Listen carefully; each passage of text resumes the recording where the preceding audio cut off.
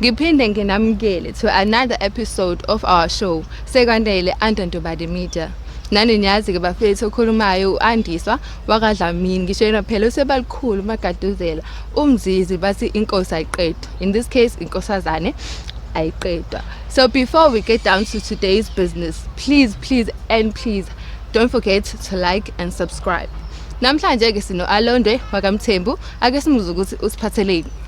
Okay, bese cela usichazele kahle udaba lakho lokuthi usibhize namhlanje. Ngibonga ithuba. Igama lami ngu-Alondwe, isibongo ngamaMthembu. Ngibhalele Indubane Media ngoba kunodaba lolu engifisa ukuthi ngidlulise. Udaba lami ke lokuhamba kanje. Kunomuntu engithandana nayo and kunezinto engithanda ukuthi ayithole engimfihlela zona nezingangiphathi kahle. Bese kuba udaba oluphathelene nomzali wami. Kuke kwathi ekuhambeni kwesikhathi ngihleli nalo mzali ngase ngithola ukuthi kahle kukhona ukugula kumphethe. Uthe mayegula kwangena ucingo ngika boyfriend, mangena ucingo tholakala ukuthi uyangibiza. Mangiyafika futhi bese yanjela ukuthi yazi Alondwe ngiyaxolisa ukutshela lokho kahle awusiye umntanami. Ngaleso sikhathi wayesho kukhona abantwana bakhe. Futhi ngiphatheke kabi ke ngaleso sikhathi. Khona ubhuti wami omzalayo. So ungakaqhubeki nodaba umama that time ekutshela ukuthi awusiye nowakhe, like wachaza ukuthi mhlambe bakuphi abazali nanokuthi umama lo ezethi enana awuzalo yena nazana kanjani naye. Ngiyabonga ngombuzo. UMamTutu kahle ngithola ukuthi njengoba ngasiyo umzali wami kahle wafika ekhaya as umuntu osizayo. Okay. Ube sengichazela ukuthi no abazali bami bashona engozini yemoto. And mina ngaleso sikhathi babe ngishile ekhaya. Okay. Ngoba babeye kwi-trip. Mabehambile kwi-trip basebethola ingozi yemoto ngasinda kanjalo ke mina. Ekusindeni kwami ke ngakhuliswa uMamTutu. Kuthe la sengihlalile noMamTutu singihleli nje naye ubhuti wami lo omzalayo. Wasezama ukuthi angiphatha yabo. Afuna ungidlengula. Okay. Shuthi mafuna ungidlengula ngazama umchazela uMamTutu. uMamTutu azange ngikhole. Okay. Ngathi mangimchazela kwasho ukuthi vele useyagula ngazama ukuchazela indlela engichaza ngayo wase yadlula emhlabeni. Shuthi yena udlula emhlabeni vele useyazi ukuthi ubhuti wami lo ke wazama kanje nami sengiyazi ukuthi okay akusimama. Okay. Ekuhambeni kwesikhathi ke kwaphoqa ukuthi ke ngiyakhula ngiyazama impilo yabo. Ngahlanganisa indlela engihlanganisa ngayo ngithenga izinto engidingayo. Ngase ngithola uGayi. Alright. Mangithola lo Gayi ngithola ukuthi lo Gayi ufuna umuntu oright yabo. Okay, mana because ngiyabona ukuthi story manje sesiyaqhubeka saphambili sike sethi ukuhlehla mu. That time uMamDudu eshona wakutshela ukuthi awuzalo yena like esezohamba emhlabeni. Yes, wangitshela ukuthi angizalo yena. And then abazali mhlambe bathi abazali bami badlule engozini yemoto kade behambe ngetrip. Bengishiyile mina ngoba ngangisemncane kakhulu ngangengikwazi ukuhamba. Yeah. Okay, ngiyaqhubeka ke la besigcine khona. Yeah. So ubhuti wami lo esezamile ukungirape ngisaqhubeka nempilo ngase ngithola uGayi. Mangithola lo Gayi ufuna umuntu oright osezingeni lakhe. No ngabona ukuthi noma ngimqambela amanga yabo. Alright. Yeah. Ngathi mangimqambela amanga shuthi wabona na ukuthi okay ayuyena lo muntu amdingayo. Ngathi ngino matric, ngathi ngine HR, ngase vele nama CV maningi yabo. Okay, hambeni kwesikhathi ke inkinga ke edala ukuthi manje ngize ngibhalele Indubane Media. uGayi usefuna ukungilobola, usefuna ukungifunela umsebenzi. Lama CV angekho ke wawona ke. Angina CV mina, ngina matric mina, ngina HR. iyona inkinga engibhekene nayo ngoba manje ngiyabona ukuthi yazi mangase ethola iqiniso uzongishiya kanti vele nesimo asikho right ekhaya. Ngizobona ukuthi yabo angizukwazi ukuthi ngiphathe ngalendlela engiphathe ngayo ave ngiphethe kahle. Ave ngiphethe kahle so inkinga yami lapho ke. Ngingajabula ukuthi indoba nemida ingisize ekutheni ingitholele yena iphinde ngitholele no family wami umndeni wami. Okay. Because abazali bami badlule emhlabeni ihlobo ngizazi ukuthi zikuphi njengoba ngithole nje ukuthi kahle kahle umama Dudu akusumama. Angazi ukuthi ihlobo zami zikuphi. Right. Yeah, ngoba umama Dudu yena wazi ukuthi nje umuntu lo amfica la asebenza khona. Njengoba nami. So sibuyele kule topic ya boyfriend ngikathi umqambela amanga like washo yena like washo ukuthi enani ufuna umuntu okanje uzuqamba amanga or wabona mhlawumbe ngezenza ukuthi no yabona nawe kumele uzenze ube sezingeni lakhe. Yo ngabona ngezenzo mfethu. Because yabona mangabe uzothandana nomuntu ophezulu kufanele ube ku level yakhe. Kakhulukazi uma kumuntu omthandayo kufanele ube ku level yakhe ukuze uzokwazi ukuthi yabo ube ngalendlela le ofisa ngayo. So yona into engidlayo ke njengamanje.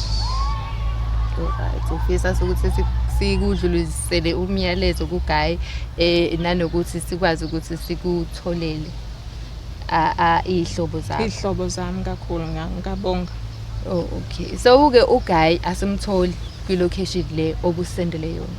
So sizocela ukuthi simfonele ukuze nathi sizokwazi ukuhamba siwenzile umsebenzi wethu. Ngajabula kakhulu.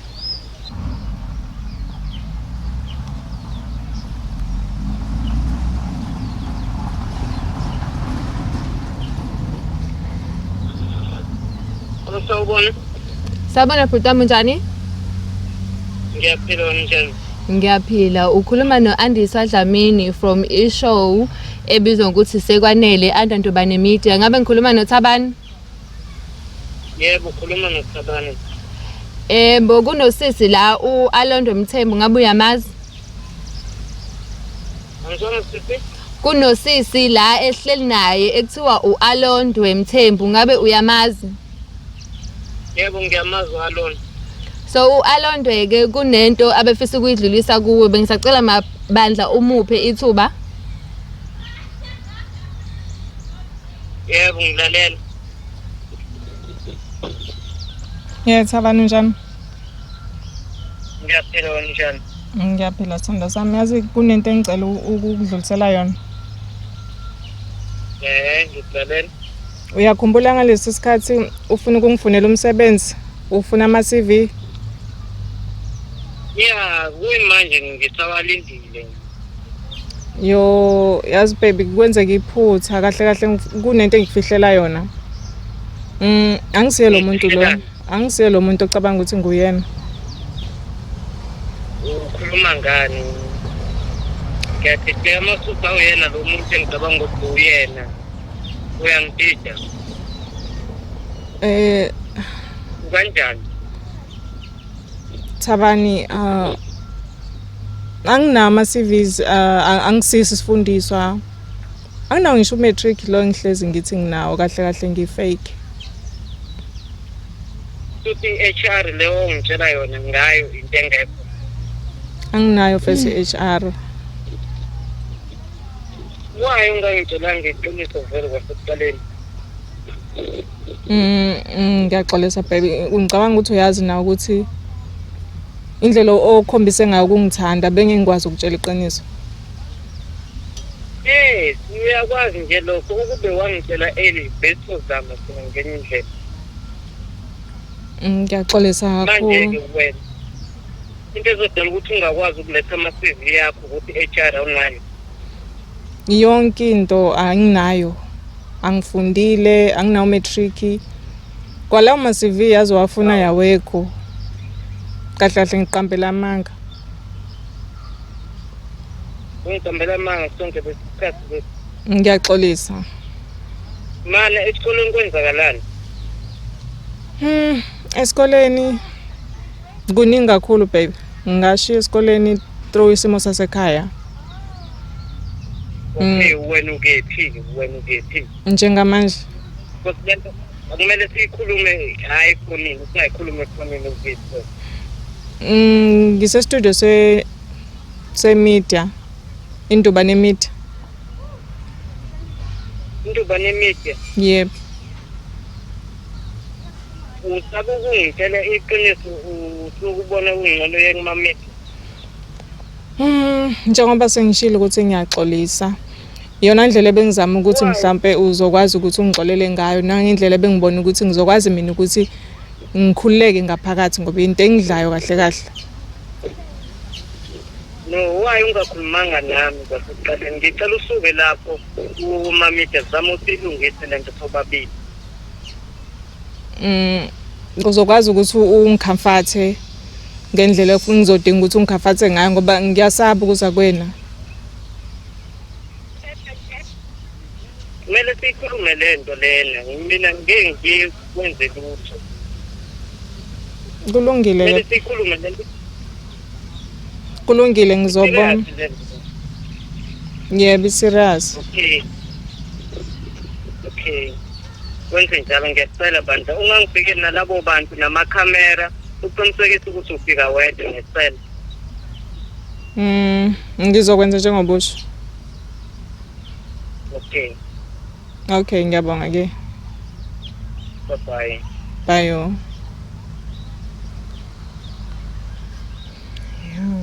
Okay. Sesimtshelile sisiwami uThabani, uzizwa unjani ke manje sesimtshelile? Ngathi khona umthwalo nje wehlile emahlombe. Njengoba sengimtholile uThabani kuIndubane Media. Ngizizwa ngijabulele kakhulu and ngathi nje khona umthwalo wehlile emahlombe ami. Ngikhululekile nangaphakathi kodwa nginenkinga ke. Angazi ukuthi ngizothini kuyena. Ngizofacana kanjani naye ngoba uthi angishiya imedia, shiya amakamera ngize kuyena ukuze sikwazi ukuthi silungise izinto. So inkinga yami ke njengamanje iyona leyo ke. Kodwa nje ngijabulile kakhulu okwenzakele. Ngiphinde ngibonge nangendlela okwenzakale ngayo. Indubane Media ingisizile kakhulu. Ngizokwazi nokuthi ngize ngilale nobuthongo ngoba cha bengingasafiki.